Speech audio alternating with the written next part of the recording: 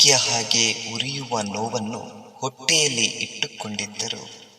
ತಂಪಾದ ನಗುವನ್ನು ತುಟಿಗಳ ಮೇಲೆ ತಂದುಕೊಂಡು ನೋವು ಮಿತಿ ಮೀರಿದಾಗ ಮರೆಯಲ್ಲಿ ನಿಂತು ಸದ್ದಿಲ್ಲದೆ ತುಟಿ ಕಚ್ಚಿ ಕಣ್ಣೀರು ಸುರಿಸಿ ನೋವು ಮರೆಸಲು ವಟ ವಟ ಮಾತು ಹೇಳುತ್ತಲೇ ಸುಂದರವಾಗಿ ಸಿಂಗರಿಸಿಕೊಂಡು ಶೃಂಗಾರದಲ್ಲೇ ದುಃಖವ ಮುಚ್ಚುತ್ತ ನಾಳೆಯ ಬಾಳು ಸುಖವಾದೀತು ಎಂದು ಆಶಾವಾದಿಯಾಗಿ ಜೀವಿಸುವ ಕಲೆ ಹೆಣ್ಣೊಬ್ಬಳಿಗೆ ಮಾತ್ರ ಗೊತ್ತು.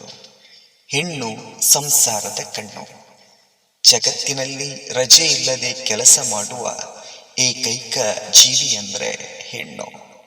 ತಂದೆಗೆ ಕೊಟ್ಟ ಮಾತನ್ನು ಉಳಿಸಿಕೊಳ್ಳಲು 14 ವರ್ಷ ವನವಾಸ ಮಾಡಿದ ಶ್ರೀರಾಮಚಂದ್ರ ಮಹಾತ್ಮನಾದರೆ, ಕುಟುಂಬದ ಗೌರವವನ್ನು ಉಳಿಸಲು ಜೀವನ ಪೂರ್ತಿ ಇನ್ನೊಂದು ಮನೆಯ ವಾಸ ಮಾಡುತ್ತಿರುವ ಕೋಟ್ಯಾಂತರ ಹೆಣ್ಣು ಮಕ್ಕಳು ಕೂಡ ಮಹಾತ್ಮೀಯರು.